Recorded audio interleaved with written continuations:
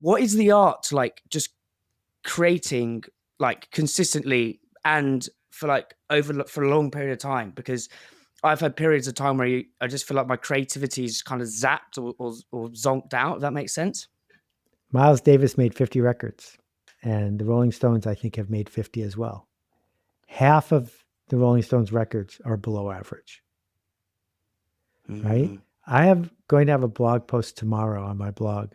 It won't be because it's my best blog post. It'll be because it's tomorrow. And once I stop debating whether I'm going to have a blog post tomorrow, now the only question is, how can I make it better? And the same thing's true for Mick and Keith. They don't have a debate. Maybe now they do, but they don't have a debate as to whether they're going to make a record or record an album. They're gonna. So what's the best thing you got? And that's what it is to be a professional. You're not waiting for divine inspiration. You're here to serve other people. What's the best we got? When the creative juice is zapped out, what do you do to sort of invoke not the divine right, but some people say to me, change your inputs, change your outputs. Like, is there anything you do specifically around that if you're feeling a bit like, ugh? Well, there's two parts to it. The easy answer is do lousy work. Don't ship it, but look at it and say, is that really the best I can do? Because improving it is easier than just starting. But the second thing is you may have a systems problem. It may be that you're trying to push something uphill when you should be doing a different thing that'll roll downhill. And it may be that, like, if you want to be a rock star today, my best advice is don't be a rock star today. Yeah. Because we burn down the system. Radio stations don't matter. Billboard doesn't matter. All that stuff. The things that would make Van Morrison a rock star today do not exist. So go find a different way to accomplish what you DJs, want. if you go to Ibiza, like DJs are the new rock stars. Like I've interviewed a few DJs, and it's because the whole system's changed. Beatport, SoundCloud, sharing on Instagram. One of my favorite quotes of all time, David Bowie: "The only art I'll ever study is the art I can steal from." And I love that because I think what he's saying with that is you can get these ideas and then you make them your own. And I think that's another part of the creative process of creative act is you get inspiration and then you sort of amalgamate and jumble and mold them into your own thing. Well, I know you've talked about Zig Ziglar a lot. I think he was your friend, Danny Mayer. Like, what are some of the big ideas that you've kind of used as inspiration and then melded into your own thing? Well, why don't we reverse David's quote and say, the only art I'm going to be able to steal from is art I study. So when you send me the world's best peanut butter, or I walk into the Metropolitan Museum of Art, or I hear a jazz musician I've never heard before, I'm inspired. It doesn't matter what it is. I can steal something from all of those people because I chose to look for something to steal. If something is working, you're watching a strategy that succeeded. Figure out why it worked. Now you can steal from that. And, I give my heroes and mentors credit all the time. The list is really long because I've learned so much from Patti Smith. I've learned so much from Danny Meyer and 100 people in between because I'm looking for things, systems that are working that I can explain and maybe I can borrow. What's did you say, Patti or Paddy? Patti Smith, the woman who sang Gloria and who wrote Just Kids. She used to be with Robert Mapplethorpe. What did she teach you? Well, her book, Just Kids, will change your life.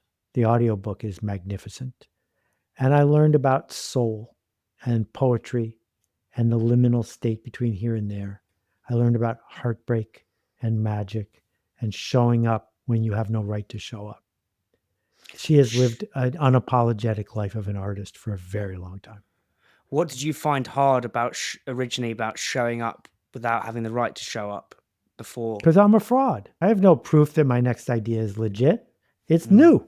I've been starting to ask this question to a lot of guests, and it's like formidable foibles, I call them. And it's stuff when you were growing up. I think people who do great things or interesting things, often at the age of like 16, zig when everyone else zags, or zag when everyone else zigs. And I'd love to know, I asked this to this publican over here called Ocean Rogers. He's got the best pub in London. was like, what were you doing differently when you were 16, mate? Like, how are you doing things differently? And he was like, he grew up in Ireland, massive rugby culture over there. And he was like, you know what? I'm just going to sing. And he went against the grain and he was kind of ostracized, a bit not ostracized, but just was slightly different. Because like that gave me the courage as I got older to then just look at the world slightly differently. What were you like at 16 to 18? Like what sort of stuff were you doing? How did you zig when everyone zagged? Yeah, and this is a bit of a trap. And I just want to warn everyone about this trap. I know a lot of creative people. I know a lot of people who have changed the culture. And the only thing they have in common is they've changed the culture. Some of them were bullied. Some of them were bullies. Some of them were unpopular. Some of them were popular. Some of them decided to sing when they played rugby. Some of them just played rugby. When you hear stories that are interesting to me about my childhood, it's a trap because they didn't happen to you. So it's easy to say to yourself, well, that's never going to work because I didn't have that experience. And I work very hard at not looking back on something that isn't productive. Everybody has an origin story, and it's a story we repeat to ourselves. So Spider-Man's origin story was he bit by a radioactive spider when he was in high school math class. Mm-hmm.